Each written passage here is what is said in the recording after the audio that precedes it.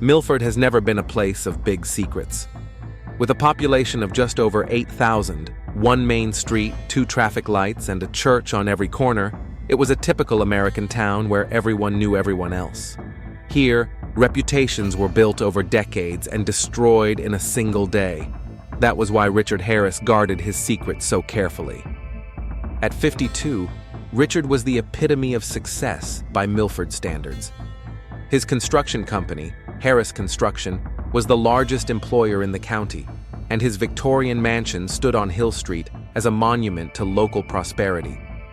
He had been a member of the city council for 12 years, chairman of the Methodist Church Board of Trustees, and sponsor of the local high school baseball team. He had been married to Susan for 24 years and had 2 grown children, Michael, a lawyer in Atlanta, and Emily, a medical student in Nashville. Every morning at 7:30, Richard parked his black Cadillac Escalade near his office on Main Street. His secretary, Dolores, was already waiting with coffee and a summary of the day's business. By 9 o'clock, he usually made the rounds of the construction sites, checked on the progress of the work, and talked to the foreman. After lunch, he had meetings with clients, negotiations with suppliers, and paperwork. He got home around 6, had dinner with his wife, watched the news, and went to bed by 11. It was the measured, predictable life of a respected citizen. But twice a week, on Tuesdays and Thursdays, Richard's route included an extra stop. Danny Cole lived in a small apartment above Johnson's auto repair shop on the outskirts of town. The 2-story red brick building, built in the 1960s, had seen better days. The paint on the window frames was peeling, the gutters were rusted, but the rent was cheap, and for a 29-year-old construction worker, that mattered. Richard had met Danny 15 years ago when he was still a teenager. Danny's father, Frank Cole, had worked for Harris as a foreman until he died of a heart attack in 2018. After the funeral, Richard offered a job to the deceased's eldest son. Danny had just graduated from technical college, specializing in electrical installation. For the first few years, they had a normal working relationship.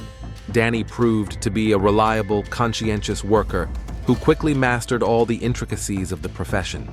Richard noticed that the young man did not date girls and kept to himself, but he attributed this to shyness or a focus on his career. Everything changed one evening in March 2017.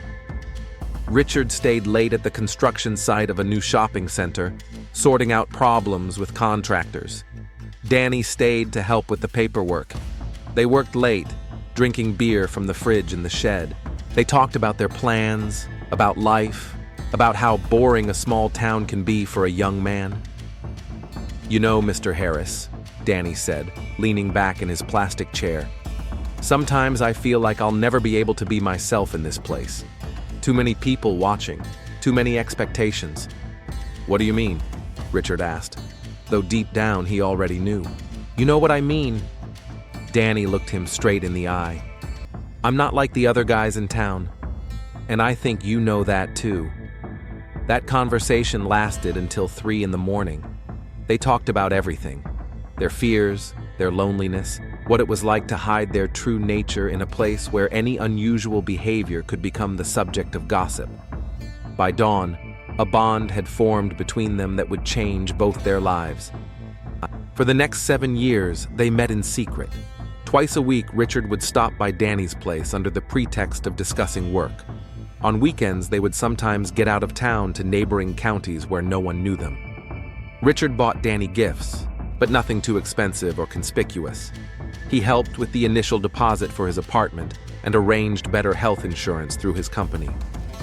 Danny understood the rules of the game. He didn't tell anyone about the relationship, remained professional in public, and didn't demand more time or attention than Richard could give. The young man lived his life, socializing with a few friends, reading, going to the gym in a neighboring town. Sometimes they discussed the possibility of moving somewhere where they could be open, but it always remained a dream. Meanwhile, tension was building at Richard's home. Susan Harris was an intelligent woman, 48 years old. She had been teaching history at a local high school for 20 years. She noticed changes in her husband's behavior, frequent delays at work, distraction at dinner, and a decline in intimacy in their relationship. "Richard, we hardly talk anymore," she said one evening in October 2023, clearing the dishes after dinner. "I've got a lot of work, honey. The contract with the city requires my full attention," he replied, without looking up from the newspaper. "I'm not talking about work.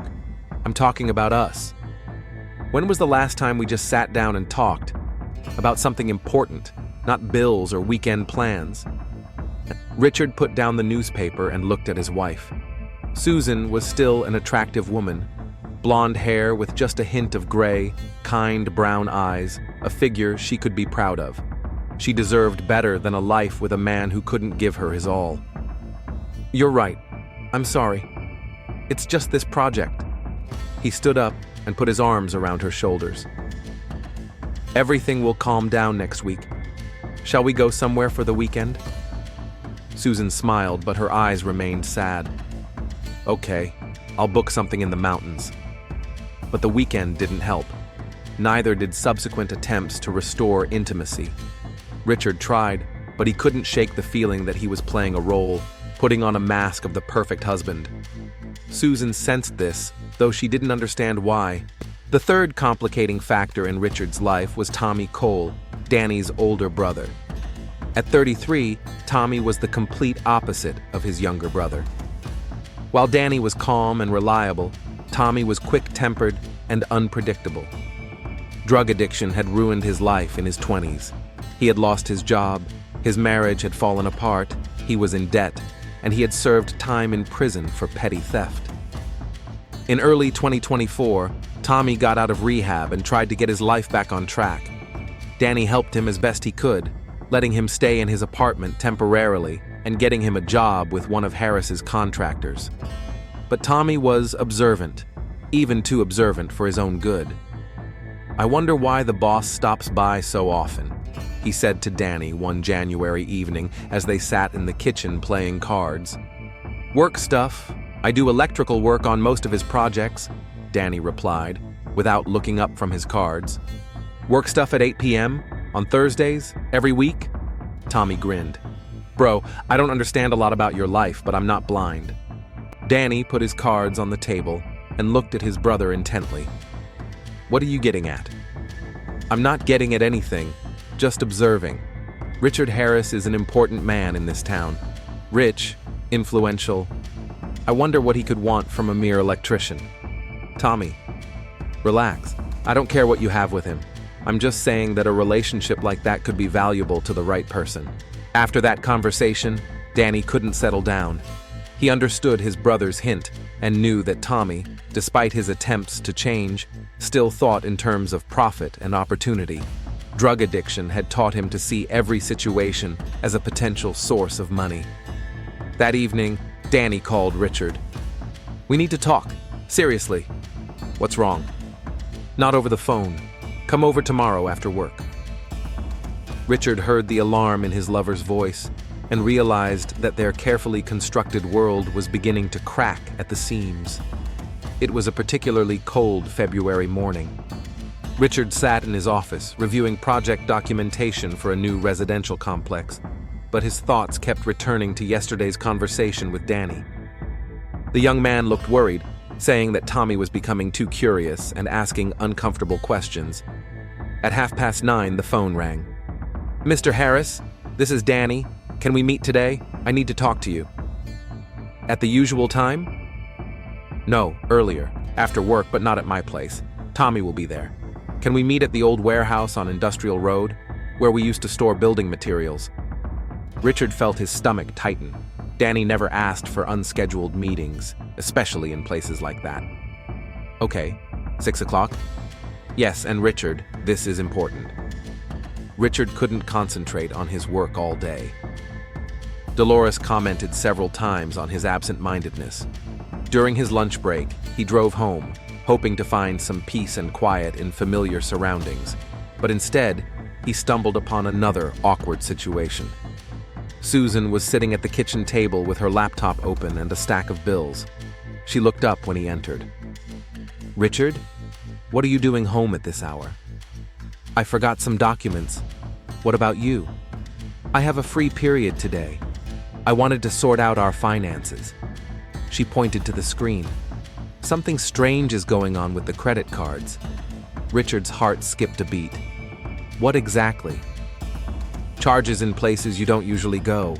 A restaurant in Cartersville, that's 40 minutes away. A hotel in Dalton, 3 times in the last 2 months. Susan took off her glasses and rubbed her nose. Richard, if you're seeing someone, just tell me. Richard walked over to the refrigerator, poured himself some water, and played for time. Susan, these are business meetings. Clients from neighboring counties. Sometimes I have to have dinner with them. Sometimes I have to get a room if the negotiations drag on. At the same hotel? With the same person? What do you mean? I checked. The bills are always for 2. The same amount, as if you were ordering the same thing for yourself and someone else. Richard put his glass down on the table a little louder than he intended. Susan, I don't understand what you're getting at. If you don't trust me, just say so. I'm trying to understand what's going on with our marriage. We're like roommates, Richard. When was the last time we talked about anything important? When was the last time you looked at me as if you were interested in me? Susan's voice trembled. 24 years of marriage, and I feel like a stranger in my own home. Richard walked over to her and put his hands on her shoulders. I'm sorry. I know I've been neglectful. Work takes up all my time, but that's no excuse. He kissed her on the top of her head. Let's really go somewhere for the weekend. No phones, no work. Susan covered his hand with hers. I want us back, Richard. But for that to happen, you have to be honest with me. If something's wrong, we can fix it, but only if you tell me the truth. After that conversation, the rest of the day passed in a fog. Richard mechanically performed his work tasks, answered calls, signed documents, but his thoughts were preoccupied with the impending disaster. Susan was getting too close to the truth, and the meeting with Danny promised more problems. At 5:30, he arrived at an abandoned warehouse on the outskirts of an industrial area. The cinder block building had been used by his company to store materials 5 years ago, until a new warehouse was built closer to the office. Danny was already waiting, leaning against his beat-up Chevrolet. Thanks for coming, Danny said, as Richard got out of the car. They went inside through a side door. The warehouse was empty except for a few pallets and some old tools. Danny turned on the flashlight on his phone.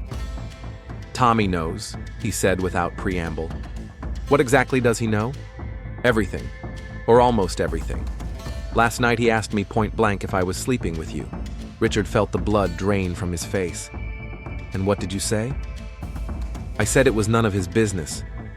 But he's not stupid, Richard. He saw you leaving my place late last night. He saw you looking at me at the construction site. He heard me on the phone. Danny paced the warehouse, rubbing the back of his neck nervously. He said it could be good for both of us. What did he mean?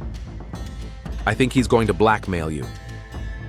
Richard sank down onto an old wooden crate and covered his face with his hands. How much does he want? I don't know. We didn't get into details, but Richard... Danny moved closer and crouched down in front of him. Maybe it's a sign? What kind of sign? That it's time to stop hiding. I'm almost 30. You're over 50. How much longer are we going to live a secret life? Meeting in warehouses, traveling to other cities just to have dinner together. Richard raised his head and looked at the young man. In the light of the phone flashlight, Danny's face seemed especially young, almost childlike. Danny, you don't understand what this means. I do. Better than you think. Danny stood up and began pacing back and forth. Yes, there will be a scandal. Yes, some people will turn their backs on us. But this is 2024, Richard, not 1950. Even in small towns, people are becoming more tolerant. My company. It'll survive. Good work speaks for itself.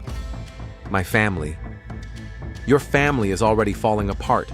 You can see how Susan is suffering, not understanding what's going on. The kids are grown up. They have their own lives. Maybe honesty will help everyone move on.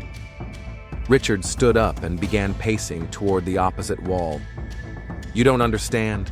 I've built my entire life on a certain image. City council member, church committee chairman, family man. If the truth comes out, so what? You'll lose positions that don't even make you happy? The church you go to out of a sense of duty? A marriage that's become a formality? It's not that simple. Not for you, because you're afraid of losing your status. Danny stopped and turned to him. What about me? What about what I want? You knew the rules when we started. 7 years ago, I was a kid who fell in love with an unavailable man. Now I'm a grown man who's tired of half-truths and secret meetings. A silence hung between them. Richard saw the pain in Danny's eyes and knew the young man was right, but fear was stronger than logic. What do you suggest? He finally asked. Let's tell them everything ourselves before Tommy starts his games. You talk to Susan and I'll deal with my brother. Yes, it will be difficult, but we can do it together. What if we can't? What if I lose everything? Then you'll find out who your real friends are, and you'll have a chance to build an honest life. Danny came over and took his hands. Richard, I love you, but I can't be your secret anymore. Richard pulled his hands away and turned away. I need time to think. How much time? I don't know. Richard, I said I don't know, he snapped, turning back. You can't just give me an ultimatum and expect me to destroy my whole life in an instant. I'm not giving you an ultimatum. I'm telling you what I want, what I need to be happy. What if your happiness means my destruction? Danny was silent for a few seconds, then said quietly, Then maybe we're not meant to be together. The words hung in the air like a sentence. Richard realized they had reached the point of no return. 7 years of a secret relationship, 7 years of stolen happiness were coming to an end, and he didn't know how to stop it. Meanwhile, at the Harris home, Susan sat in the bedroom holding her husband's phone, which he had left at home. The screen lit up with an incoming message, and she couldn't help but read the beginning. Richard, we really need to talk about... The sender was Danny Cole. Susan knew that name. Danny worked at her husband's company, a young electrician, the son of the late Frank Cole. But why was he sending personal messages at this time of night? And why did the tone seem so intimate? She put the phone on the nightstand without reading any further, but questions swirled in her head. Could Richard be having an affair with this young man? But that seemed impossible. Richard had never shown any interest in men, never even hinted at it. Or maybe that was why she hadn't noticed anything. Maybe all the strange behavior of the last few years, the distance, the rare moments of intimacy, the mysterious trips, had a completely different explanation than she thought. That same night, in the apartment above the auto repair shop, Tommy Cole was leafing through the pages of an old notebook. He had started keeping a diary of his observations back in January, first out of curiosity, then out of a growing understanding of its potential. February 14th, boss came home at 7:30 p.m., left at 10:15 p.m. There was a box from a bakery in the car. Valentine's Day? February 18th. Danny sounds nervous on the phone. He doesn't say who he's talking to, but the tone is intimate. February 21st. Saw them driving together toward Cartersville. Friday night. They got back late. Tommy put down the notebook and smiled. His brother thought he was stupid for not understanding what was going on. But years on the streets, years of survival, had taught him to read people and notice details. Richard Harris was a wealthy, influential man with a reputation to protect. Danny was a young gay man in a conservative town who had fallen in love with an unavailable man. It was a classic situation that could bring good money to someone who knew how to use it right. Tommy didn't want to hurt his brother, but he also wasn't going to pass up an opportunity to secure his future. Rehab had taught him to think strategically and plan ahead, and he already had a plan. The next morning, Danny woke up with a heavy head and a heavy heart. His conversation with Richard had not brought clarity, only confirmed his worst fears. The man he had loved for 7 years was not willing to risk their relationship. Perhaps he would never be ready. At breakfast, Tommy was unusually quiet, only occasionally glancing at his brother with a new expression, a mixture of pity and calculation. "Danny," he said finally, finishing his coffee, "I've been thinking about our conversation." "What conversation?" "About your boss, about your working relationship." Danny put down his fork and looked intently at his brother. "Tommy, whatever you think, I think you're a good man who deserves better, and I think Mr. Harris is using you. That's none of your business. It becomes my business when I see you suffering." Tommy leaned forward. "Listen, I'm not going to tell anyone anything, but if Harris doesn't appreciate what he has, maybe it's time to remind him." "What do you mean?" "Just a conversation, man to man, about how important it is to appreciate the people who love you." Danny felt a chill of anxiety. "Tommy, promise me you won't do anything." "I promise," Tommy lied, smiling. "Don't worry, brother. Everything will be fine." But Danny knew that tone. Tommy was up to something, and it wouldn't be easy to stop him. March brought an unusually early frost to Milford. Richard stood at the window of his office, watching the workers cover the building materials with tarps. He had hardly slept in the last week, constantly running through the possible scenarios in his head. Every one of them ended in disaster. The ringing of the phone interrupted his gloomy thoughts. "Mr. Harris, this is Tommy Cole. I need to see you." Richard gripped the receiver tighter. Tommy's voice sounded calm, even friendly, but there was a note in it that made his heart beat faster. "Tommy? What's this about? Better to discuss in person. Can you get out of work early today? Say, 7 o'clock? There's a quiet place, the old-time bar on the highway out of town." "I don't think we have anything to talk about." "Oh, believe me, we do. Especially when it comes to my brother's future. And yours, too." Tommy's voice took on a steely tone. 7 o'clock, Mr. Harris. I think you'll find our conversation enlightening." The line went dead. Richard hung up, his hands shaking. His worst fears were coming true. At 5 in the evening, he sat in his car in the parking lot of the old-time bar, a seedy establishment on the outskirts of the neighboring county. It was a place where locals preferred not to go, but where outsiders could drink and talk without prying eyes. Tommy was already waiting at a corner table, sipping a beer. He looked calm, even relaxed, which made him even more suspicious. "Thanks for coming," he said, when Richard sat down across from him. "What would you like to drink?" "Nothing. Let's get down to business." "Straight to the point. I like that." Tommy leaned back in his chair. "Okay, we're both adults, so let's not play games. I know about your relationship with my brother." Richard felt a chill spread through his stomach, but he tried to keep his face impassive. "I don't know what you're talking about." "Of course you do. 7 years, twice a week, plus romantic trips to neighboring cities. Pretty sweet for a couple of co-workers, don't you think?" "Do you have any proof of these allegations?" Tommy took out his phone, scrolled through a few photos, and turned the screen toward Richard. The pictures showed him and Danny leaving a hotel in Dalton, sitting at a table in a restaurant in Cartersville, kissing near Richard's car on a deserted road. "Not bad, huh? Especially the last one. Very expressive." Richard closed his eyes and took a deep breath. "What do you want?" "See?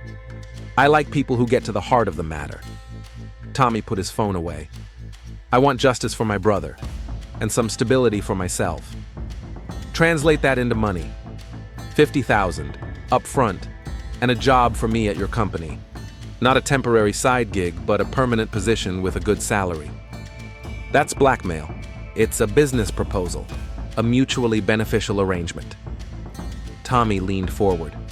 "Look at it this way. 50,000 is a drop in the bucket for someone of your means. In return, you get a guarantee that your personal life will remain private." "What about Danny? Does he know about your plans?" "Danny's a good guy, but he's naive. He thinks love can conquer all. He's willing to sacrifice your reputation for the sake of honesty. I'm offering a more practical solution." Richard stood up and began to put on his coat. I need time to think. Of course. How about tomorrow evening? Danny is getting more and more impatient. I'm afraid he might do something rash. What do you mean? He talked about telling everyone himself. Starting with your wife, then the church council. Romantic, but impractical. Tommy finished his beer. I'd prefer to settle this civilly. The drive home seemed endless to Richard. His thoughts raced from one option to another, but none of them offered a way out. Paying Tommy meant becoming dependent on a drug addict with a criminal past. Not paying meant risking exposure at the hands of Danny or Tommy himself. At home, another unpleasant surprise awaited him. Susan was sitting in the living room with a cup of tea and a serious expression on her face. "We need to talk," she said when he entered. "Now's not a good time, dear." "This is the best time for me. Please sit down." Richard reluctantly sank into the chair opposite her. "Mary Johnson from the church committee called me this morning. She saw you last night at the old-time bar with a young man." Richard's heart skipped a beat. He had forgotten that Mary Johnson lived near the highway and often drove past that bar. It was a business conversation. In a bar of dubious reputation, with a man who looked, in her words, not one of us? Susan. She also said the conversation seemed tense, almost like blackmail. Susan put her cup on the table. "Richard, what's going on? And don't tell me it's work. I know what work meetings look like." "Don't you trust me?" "I'm trying to save our marriage, but to do that, I need honesty. Complete honesty." She stood up and walked over to the window. "The kids called over the weekend. Michael asked if everything was okay. He said we sounded like strangers on the phone." Richard felt the walls closing in around him. "Susan, I know about Danny Cole." The words hung in the air like a sentence. Richard felt like he couldn't breathe. "What do you know?" "I know you're seeing each other. I don't know how serious it is, but I know it's been going on for a long time." Susan turned to him. There was no anger in her eyes, only exhaustion and pain. "The question is, what are you going to do about it?" "Susan, it's not what you think." "Then explain it to me, because I can't live in the dark anymore." Richard stood up, walked over to the window, and looked out at the dark street. "I didn't want it to be like this, but it is. And now, we have to decide what to do next." At that moment, Richard's phone rang. The screen displayed Danny's name. "Richard, I need to see you, urgently." "I can't right now." "Tommy said he saw you." "What did he say?" Richard glanced at Susan, who was listening intently. "Let's talk tomorrow." "No, today. I'll be waiting for you at the old warehouse. Come right now, or I'll come to your house." The line went dead. Susan looked at her husband expectantly. "Was that him?" Richard nodded. "Go. But when you get back, we'll finish this conversation. And I want to hear the whole truth." An hour later, Richard was standing in the same warehouse where Danny had first brought up the idea of an open relationship a week ago. But now the atmosphere was completely different, tense, electric. "Tommy told me about his conversation with you," Danny said without preamble. 50,000? Are you serious?" "I didn't agree, but you didn't refuse either." Danny paced back and forth across the warehouse like a caged animal. "You're willing to pay my brother to keep quiet, but you're not willing to just be honest? It's not that simple." "Nothing is simple for you. 7 years, Richard. 7 years I've waited for you to be brave enough to admit our relationship. You knew the rules from the start. Rules change, people grow, life goes on, everything except you." Richard stopped and turned to face him. "What if I'm not ready for change? What if I need more time?" "You don't have any more time. Tommy won't stop. Susan already suspects something. Soon the whole town will know." Danny stepped closer. "Choose. Either we come out together, or I do it alone." "Is that an ultimatum?" "It's reality. I can't live half a life anymore. And I can't ruin my life for your romantic ideals." "Romantic ideals?" Danny stopped, looking at him incredulously. "Richard, I'm talking about honesty, about being able to hold hands in public, have dinner together at a local restaurant, introduce each other as partners. In a town like Milford, you're living in a fantasy world." "Maybe, but I prefer fantasies of freedom to the reality of prison. No one's holding you back." The words sounded colder than Richard had intended. Danny froze as if he had been slapped. "No one is holding you," he repeated slowly. "After 7 years, you're telling me that no one is holding me." "Danny, that's not what I meant." "No, that's exactly what you meant. What am I to you? Entertainment? A way to feel alive without risking anything important? You mean more to me than... More than what? More than your reputation? More than what the neighbors think? More than your church position?" Danny laughed bitterly. "Obviously not. You don't understand the pressure I live under. And you don't understand the loneliness I live with. Every day pretending we're just colleagues, every evening waiting for your rare phone calls, every weekend watching you play the happy family man." Richard turned away and leaned against the wall. "What do you want from me, Danny? I want you to choose me. I want you to take a risk for us. I want you to prove that these 7 years have meant something. What if I can't?" Danny was silent for a long time. When he spoke, his voice was quiet but determined. "Then by Monday, I'll tell them myself. I'll start with Susan, then the city council. People have a right to know who represents them. You'll ruin not only my life but yours as well. My life is already ruined. I'll just try to put the honest pieces back together. Danny, think about it. I've thought about it for 7 years. It's time to act." Danny headed for the exit, stopping at the door. "You have until Monday, Richard. Decide who you want to be, a man who fights for love or a coward who hides behind other people's expectations." The door slammed shut, leaving Richard alone in the dark warehouse. He sank to the floor and covered his face with his hands. For the first time in many years, he cried, out of fear, out of despair, out of the realization that the world he had so carefully built was crumbling before his eyes. Outside, Danny sat in his car, gripping the steering wheel tightly. He had given Richard one last chance, and now everything depended on the choice made by the man he loved more than life itself.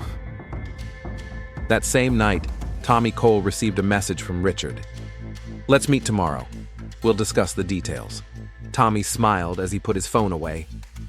The plan was working better than he had hoped. A little more pressure, and Richard Harris would be his personal ATM for years to come. None of the 3 men suspected that events were already spiraling out of control, and that in 3 days, one of them would be dead. Sunday morning, March 24th, began with fog that settled thickly over the streets of Milford. At 6:47 a.m., Mrs. Ella Parker, Danny Cole's 73-year-old neighbor, went out to feed the stray cats she had been feeding for many years. As she descended the fire escape of the old building, she noticed that Danny's apartment door was ajar. This was strange. Danny was always careful with his locks, especially after the recent burglaries in the neighborhood. Mrs. Parker approached and saw dark stains on the floor near the door. "Danny?" she called, pushing the door. "Danny, are you all right?" There was no answer. The old woman took another step and saw something that made her scream so loudly that the whole street woke up. Danny Cole was lying on the living room floor in a pool of blood. His body was twisted unnaturally, his left arm stretched out toward an overturned coffee table. There was a gaping wound on his head, and a heavy crystal vase lay nearby, a gift Richard had brought him from a trip to Atlanta 2 years ago. At 7:15 a.m., the local police arrived on the scene. Sergeant Bill Thompson, who had worked in Milford for 20 years, knew immediately that this was not his case. He cordoned off the apartment with yellow tape, called the coroner, and contacted the county office. "We need a detective," he told the dispatcher. "Looks like a homicide." At 9:30 a.m., a gray Ford Taurus pulled up to the building. A woman in her 40s got out of the car. She was of medium height, with dark hair pulled back in a tight bun, wearing a business suit and comfortable shoes. Detective Maria Rodriguez had moved to the county office 6 months ago from Atlanta, where she had worked in the homicide department for 15 years. "Sergeant Thompson?" She approached the police officer guarding the entrance. "Yes, ma'am. Thank you for coming so quickly." "What do we have?" "Danny Cole, 29 years old, found dead in his apartment around 7 this morning. His neighbor discovered him. Looks like he was hit on the head with a blunt object." Rodriguez put on gloves and shoe covers and grabbed a notepad. "Has anyone been inside since the body was discovered?" "Only the paramedics to confirm death. I cordoned off the area immediately." "Okay, show me." Danny's apartment was small but cozy. It had a combined living room and kitchen, a bedroom, and a bathroom. Everything was relatively tidy, except for signs of a struggle in the living room. An overturned table, a broken vase, several books on the floor. A laptop lay open on the sofa.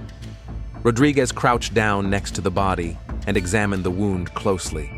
The blow had been strong, delivered from above. Blood spatters on the wall indicated that the victim had been standing when he was struck. "Time of death?" she asked the coroner, an elderly man named Harvey Mills. "Preliminary estimate is between midnight and 3 in the morning. I'll have a more accurate time after the autopsy." Rodriguez photographed the scene from different angles and made notes in her notebook. Then she went over to her laptop. The email program was open on the screen, but there were no new messages.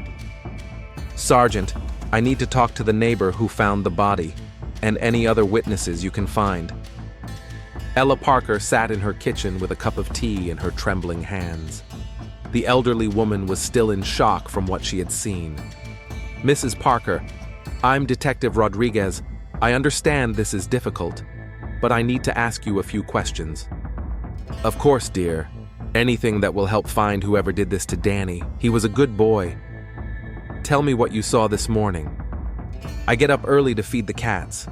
I saw the door was ajar, which wasn't like Danny. He was always careful." The old woman wiped her eyes with a handkerchief. "When I looked inside, my God." "Did you hear anything during the night? Screams, sounds of a struggle?" "No, nothing. But I take sleeping pills. I sleep soundly. The neighbors upstairs might have heard something." "And last night? Did you see Danny or anyone else near his apartment?" Mrs. Parker thought for a moment. "Danny came home around 6. Then around 8, his brother Tommy came by. They were arguing loudly, but I didn't listen on purpose." "And after his brother left?" "I didn't see anyone else. Although," she paused again. "Around 11, I heard a car starting in the yard, an expensive car, from the sound of the engine. But I didn't look out the window." Rodriguez wrote down the information, thanked the woman, and went up to the next floor. A young couple lived there, Jesse and Mark Taylor, both of whom worked at a local supermarket. "We heard voices last night," said Jesse, rocking a small child in her arms. "Danny was talking to someone, at first quietly, then louder and louder." "How many voices did you hear?" "2. Danny and another man, an unfamiliar voice." "What were they discussing?" "I'm not sure. Something about money, about the truth. Then the door slammed and everything went quiet." "What time was that?" "Around 10:30. We were just going to bed." Rodriguez went back down to Danny's apartment, where the crime scene team was already working, collecting evidence. She carefully examined the crime scene again, trying to piece together what had happened. Danny had voluntarily met the killer in his apartment. There were no signs of forced entry.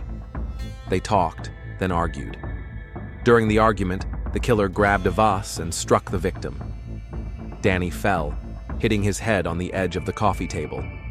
The killer didn't check to see if he was alive, he just left, leaving the door ajar. "Detective," a forensic technician approached her. "We found something interesting." He showed her a transparent bag with evidence. Inside was a cufflink, expensive, gold, engraved with the initials RH. "Where did you find it?" "Under the sofa. It may have come off during the struggle." Rodriguez took the bag and examined the cufflink closely.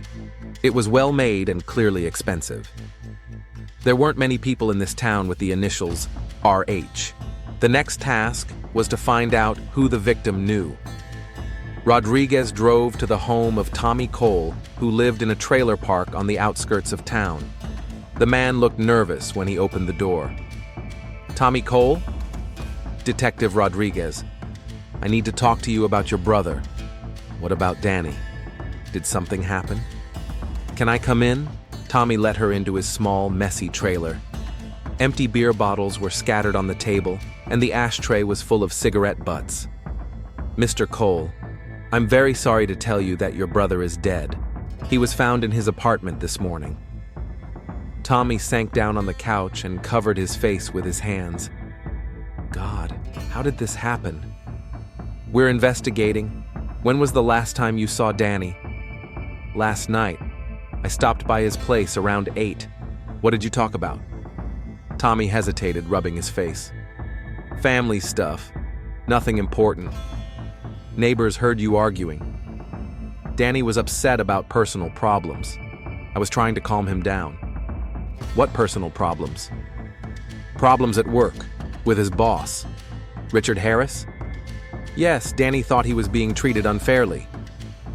Rodriguez wrote down the answer, but felt that Tommy was hiding something.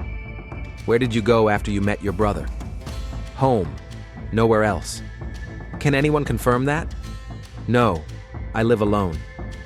After talking to Tommy, Rodriguez drove to Harris Construction. It was already afternoon, but the office was open even on Sundays during the busy construction season. Richard Harris was sitting at his desk, looking through documents. When his secretary announced the detective's visit, his face paled. "Mr. Harris, Detective Rodriguez, County Police, I need to talk to you." "Of course. Have a seat. How can I help you?" Rodriguez sat down opposite him and took out a notepad. "This is about Danny Cole, one of your employees." "Danny? What happened to him?" "He's dead, Mr. Harris. He was killed last night in his apartment." Richard froze as if he had been struck. A second later, he buried his face in his hands. "My God, that's impossible." "Were you close to Mr. Cole?" "He worked for me for several years. He was a good employee, reliable." "Just a working relationship?" Richard looked up at the detective. "What do you mean? I'm trying to understand who might have wanted to harm him. Did he have any enemies? Any conflicts?" "I don't know of any conflicts.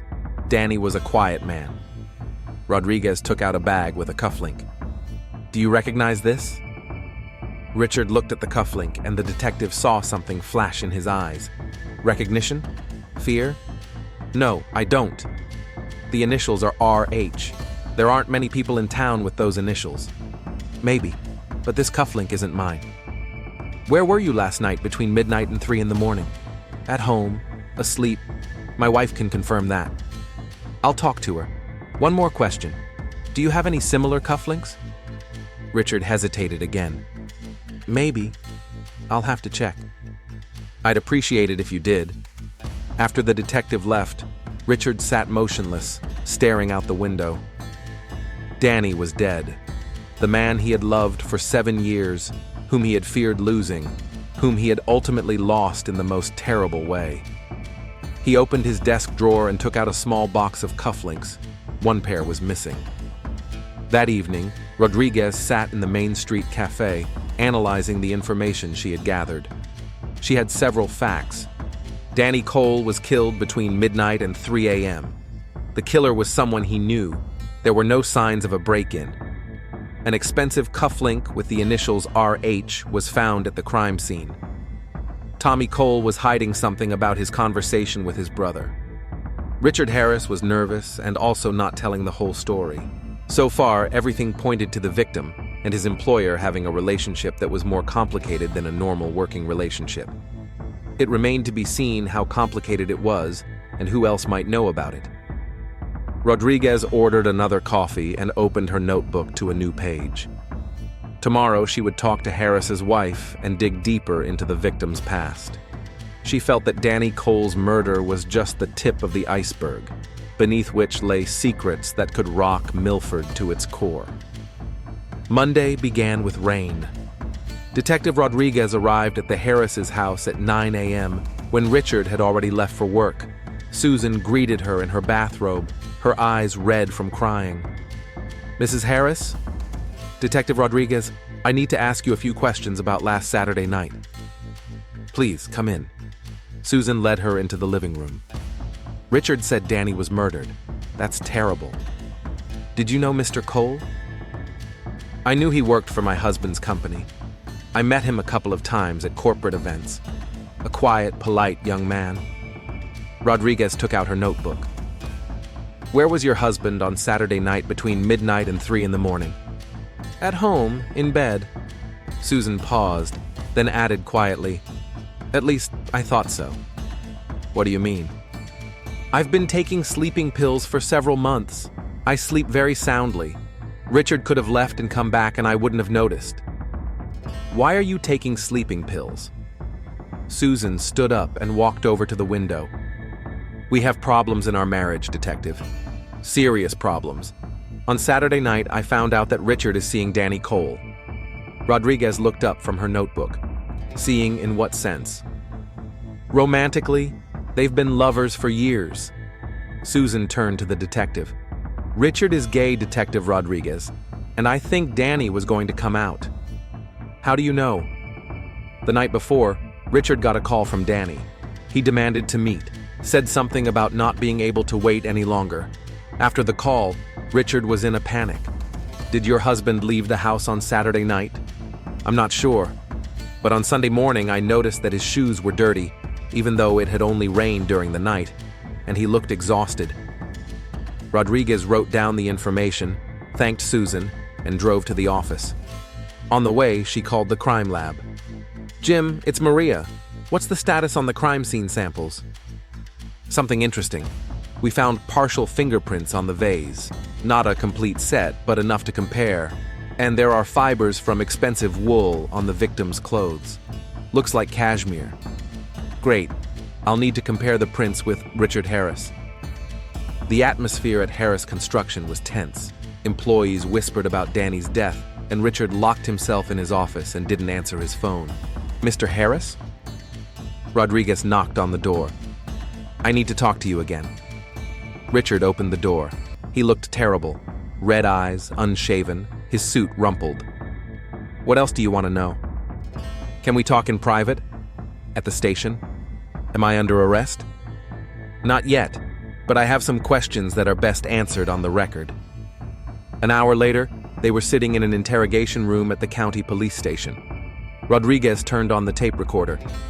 "Mr. Harris, I want to ask you again about your relationship with Danny Cole."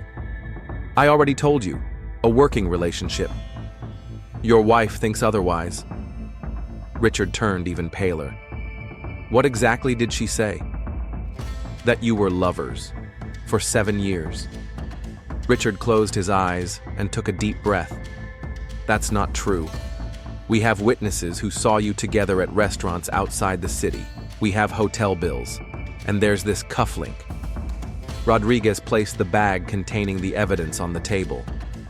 "I told you I didn't recognize it."